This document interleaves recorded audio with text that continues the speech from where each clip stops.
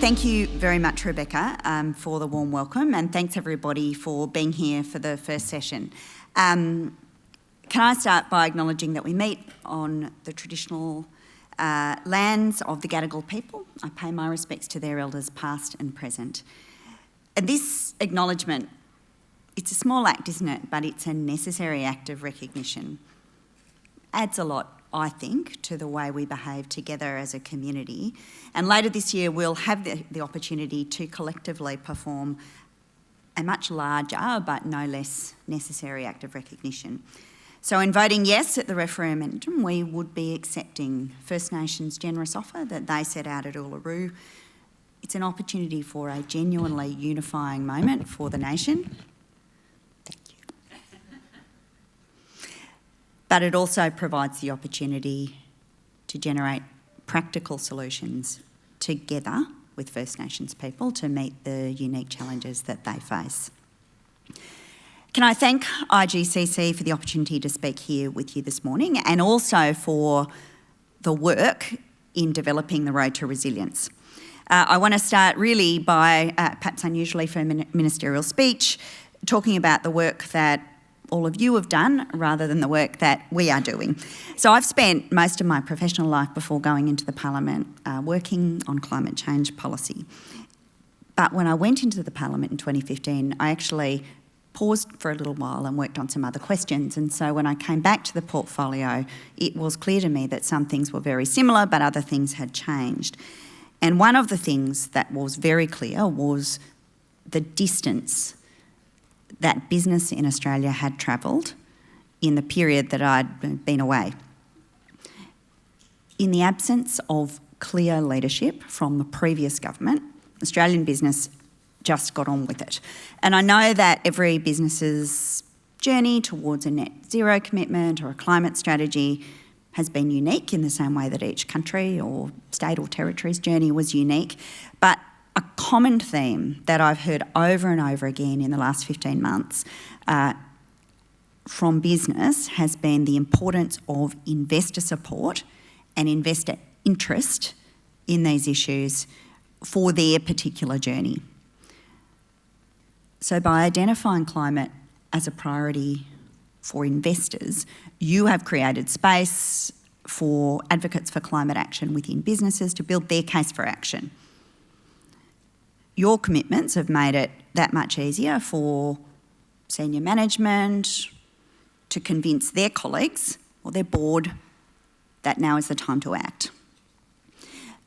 But perhaps more importantly, you've created products, instruments, mechanisms that allow for value in climate action to be recognised, accounted for and banked.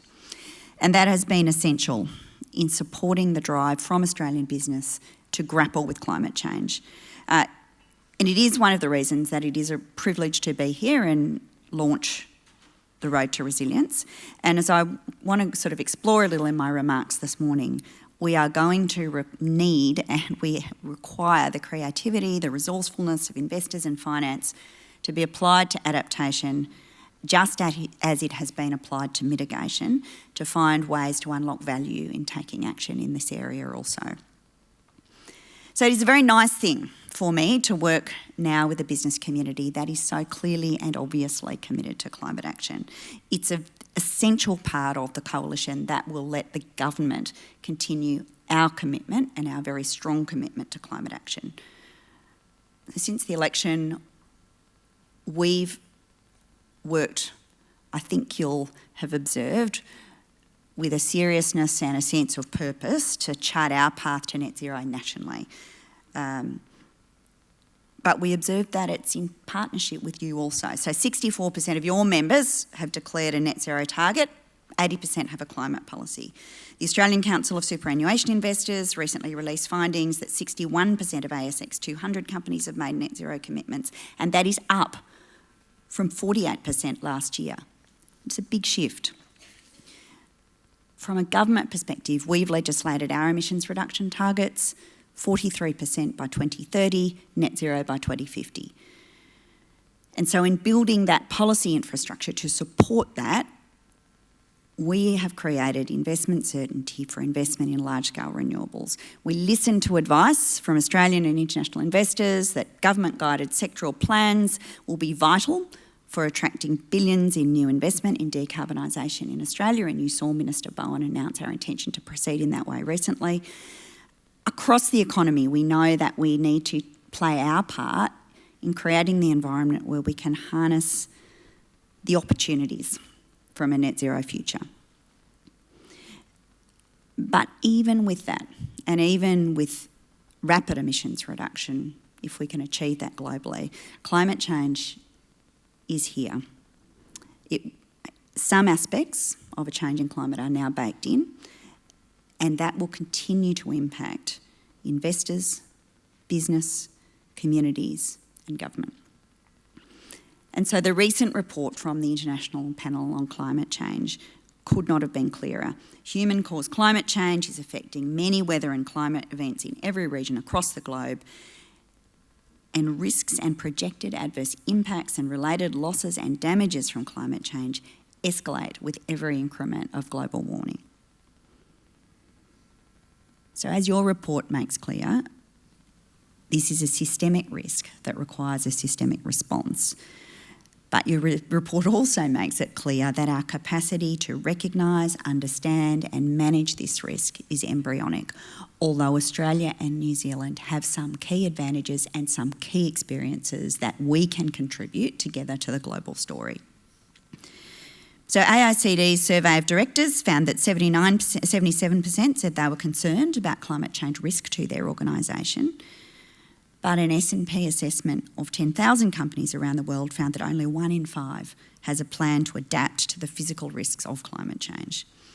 And your survey earlier this year indicates that while 43% of investors have assessed transition risk, only 22% have addressed physical risk. And it's why a physical risk strategy from IGCC is so important, and it compels us to confront 2 challenges.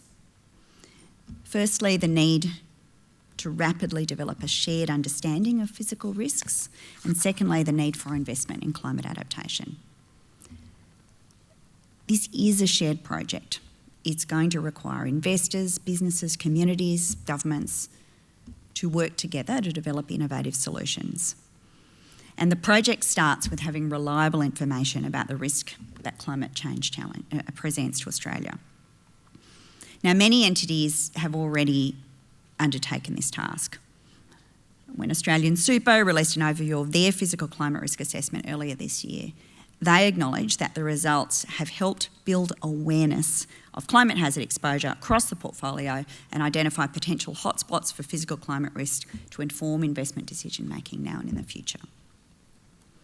Under our government, this is a process that the Commonwealth has finally got started on in terms of our own operations and decisions. So in our first budget last year, we commissioned the Commonwealth Risk and Opportunity Management Program, which you can all call the CROMP. And this program will develop the capabilities and the systems that we need in the public sector to identify, manage and disclose climate risks and opportunities. But it's not just public sector decision makers that need better information. Investors, creditors, consumers also seek high quality information, and we know that is a task that we can assist with from a government perspective. There's a wide-ranging agreement that companies who disclose are better placed to respond to a changing climate, and we've been very pleased to work with the investment community and the business community more broadly to design standardised, internationally aligned requirements for disclosing climate-related financial risk. But beyond the enterprise level, there is also a need for a national picture. So in the May budget, we committed to developing Australia's first national climate risk assessment, and that will draw together climate science with social, economic, environment and population data, and the first pass of that commenced last month. So that will consolidate Australia's understanding of Australia's risks from the existing literature, from experts and previous work, and then the final product will be finished late next year. And can I make this very sincere request to you all? Please contribute to this work. For this document to be useful, it needs to be a shared product. It needs to respond in a genuine way to the experiences and requirements of decision makers in the public and private institutions that drive decisions and investments that make our communities safe and livable. And we can only get to that point if you engage, and I really look forward to working with you. Because the end point of all of this is the application of capital, of investments to improve our resilience. So in the lead up to COP26, the Race to Resilience made the point that while renewable energy is a promising sector with revenue models well understood by investors, the same cannot be easily said of adaptation measures. And they identified 3 reasons for low levels of investment in climate adaptation: the perception that there is no money to be made, investment horizons and the size of adaptation projects, and information asymmetries and knowledge gaps. This is reflected in the data. So, still aged now, but in 2019, corporations and institutional investors had provided just 2% of adaptation finance.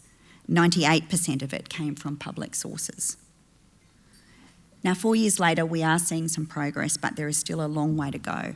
And as your strategy points out, it's about finding the right models that will give investors the confidence to take the leap. And it's important that we do, because there is a significant cost to inaction. Investment in adaptation is an investment in our long-term stability. We're building this into our thinking at home, but also abroad. We recently announced a new international development policy that will drive investment in a number of regional challenges, including climate change. And so, alongside gender equality, climate change will be at the heart of Australia's development program. Domestically, we've committed to developing our National Adaptation Plan, and that will provide a clear picture of our national priorities and guide action and investment across all levels of government, community and industry. We have tasked Treasury with developing a comprehensive sustainable finance strategy encompassing a range of measures to improve transparency, deepen Australia's green finance markets and seize the opportunities presented by surging global momentum in sustainable finance. But this is a time when innovation will be a key to solving our social and economic challenges, and it is a time when collaboration and partnerships matter. And if we think that the task is unleashing value in climate adaptation, we will need to draw on all of your experiences and creativity. So I just want to reflect on a final point before I wrap up. Adaptation and mitigation are intertwined. When the risks of climate change are known, it not only provides us with the information to address those risks, it provides us with even more reason to reduce emissions, because we know what will happen if the world continues to warm. And my message to you is this: keep advocating for good investment policy. It makes a difference. Keep building your capacity to address climate risk, and keep innovating. Keep looking for opportunities to invest in solutions, including in adaptation solutions. Congratulations on launching the report. Congratulations on a great conference, and I hope you enjoy the rest of the day. Thank you very much for having me.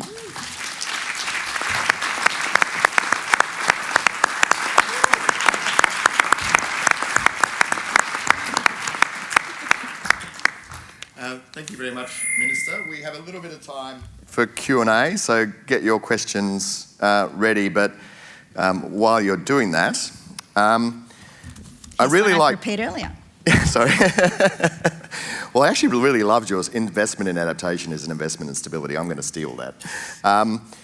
But one of the points you made there at the end about working adaptation and mitigation working together, and I think as you made the point around this being a systemic issue, a systemic risk, that they do need to do that. How are you and the other ministers across government doing that collaboration amongst yourselves and thinking about how you can actually do walk and chew gum, do the adaptation and the mitigation at the same time, and making sure that they're actually working both in the same direction? A couple of things. So I mentioned in my remarks that this is a time when collaboration matters perhaps more than it ever has before. And from my perspective, that includes collaboration across portfolios within government and also with stakeholders, particularly in the business community, but not exclusively. Also, I'd identify states and territories and local governments as incredibly important. And there's a few ways that we're seeking to build that imperative into the way that we work in government. The first is that there is deep collaboration across, just culturally, across the different portfolios. So, you see the industry portfolio working very closely with Minister Bowen, for example, in standing up the arrangements for the National Reconstruction Fund and for some of the supports that are there for an industry transition. We're creating institutional capacity to bring place-based perspectives together in the establishment of the Net Zero Economy Agency, led by Greg Combet within Department of Prime Minister and Cabinet, and over time that will transition to being a statutory authority. And we are also really for the first time trying to create an integrated information system about what is happening on the climate risk front nationally, and we talked a bit about the risk assessment and the adaptation plan. We don't pretend to have all of the solutions about how these two dynamics interact with one another. But we are aware of, I think all Australians have become deeply aware of the risks posed by natural disasters, and they are not the only risks presented by changing climate, but they're the most obvious ones. And there is increasingly a desire to deal with those in a proactive rather than a reactive way. And I think that's an incredibly important first step, and one that's been, if I may, missing over the last decade in a period where there was a reluctance to acknowledge the science of climate change, let alone deal with its consequences. Thank you. I'm still looking for questions, so... there's one down over here. While the mic's coming, one of the things that you touched on in your remarks, but also what we've sort of highlighted in the strategy, is the opportunity for Australia and New Zealand to be leaders internationally in this. And we've got many investors in the room here who are not just investing in Australia, they're investing globally. How do you see going forward the role that Australia can play on the international stage in driving more effective resilience and adaptation policy? I'm thinking about your question in two ways. I think the first is that Australian firms and Australian practitioners in the climate space have historically played some very interesting leadership roles. We were very early out of the blocks in developing a capacity to understand and design market-based instruments in relation to emissions reduction. And my own personal experience was that Australian businesses, particularly in the infrastructure sector, were early out of the blocks in trying to understand physical risks on some of our biggest assets, particularly those entities that were in regulated spaces. That capability, I think we often misunderstand how valuable it might be to counterparts around the globe, and it presents a commercial opportunity actually to export that expertise, but also a cultural opportunity to influence and shape the way other organisations and entities deal with the same kinds of challenges. From a government perspective, international engagement is incredibly important. I mean, climate change action is self-evidently a team sport. It is something that is dependent on building confidence, ambition, capability across the global system.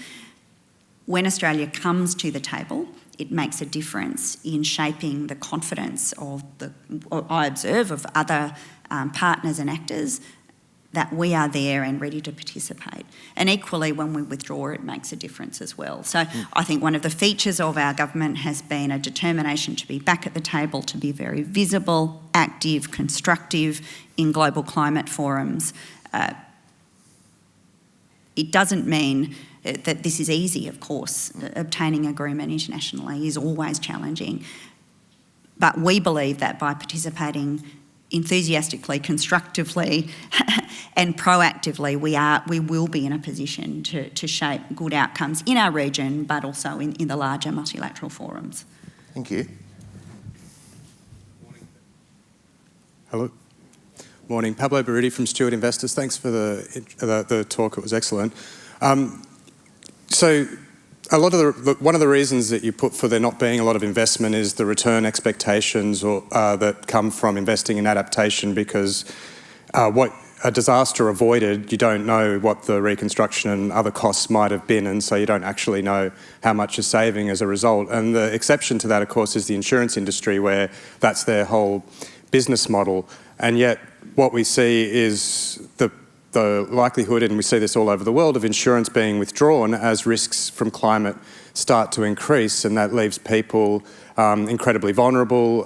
It can undermine property valuations. It can be a systemic risk to the entire financial system, because the banking sector also relies on people being able to pay back their mortgages. And so I'm just wondering, from a systemic risk perspective around the insurance sector, what the government is doing and thinking to ensure that there's a backstop there. And I've particularly got in my mind, we saw a video yesterday, you obviously weren't here, of the floods in the northern rivers, and the fact that people are still living in temporary accommodation there because they haven't been able to get back into their homes. Thank you. Thanks very much, and good question. One of the things I'd say about the Australian insurance industry is that the insurance industry in Australia has been a consistently engaged part of the national conversation about climate change from the very beginning.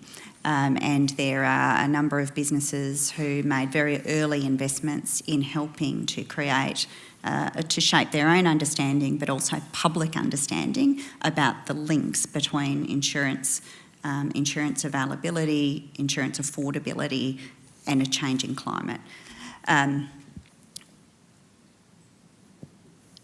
You're right that those organisations have been speaking publicly for some time now about some of the pressures that a changing climate places on some of their products and their business models, and the need for us to work together to find ways to address that.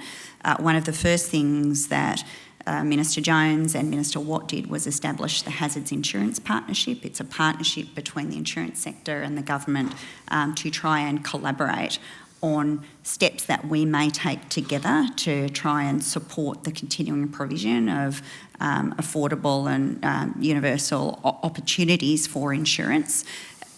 That's obviously a work in progress, but we've been very grateful for the willingness of the insurance sector to come to the table there and think about what kinds of informational steps, regulatory steps or other changes might be possible to start supporting the capacity of those businesses to continue to help Australian communities cope with the changing circumstances. So we've got one more question down here. Thank you for your speech.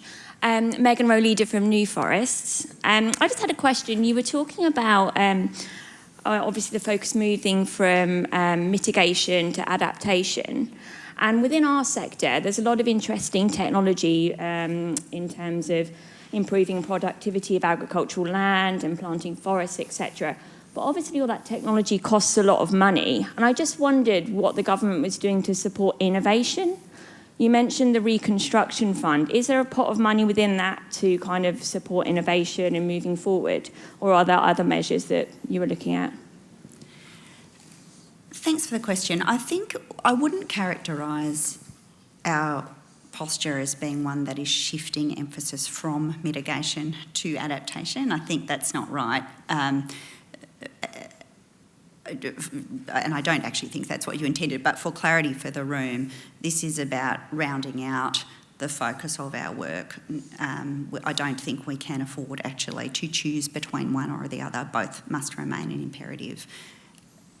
There are a range of ways that the Australian government is seeking to provide to make investments or otherwise provide financial support for innovation across a range of industries. I mentioned the National Reconstruction Fund, and that is a very deliberate attempt to catalyse new opportunities across a range of sectors, because we recognise that innovation is key to creating a long-term sustained capacity for economic performance and, frankly, for jobs in the communities that we care about. In the climate transition space, in addition to that, we have a series of funds, many of which were sort of linked to the implementation of the safeguard arrangements, which actually sit there in different ways to support industries through the transition process, and particularly focusing on innovation. But more broadly, I think there is a recognition within the government that the innovation system is an important feature of our economic architecture. And there's a real interest, from Minister Bowen, Minister Husick, from the Treasurer, to looking at the ways that the innovation system can be harnessed and linked in the strongest ways possible to our industrial capability, so that we actually are bringing through the solutions that are necessary in a changing climate.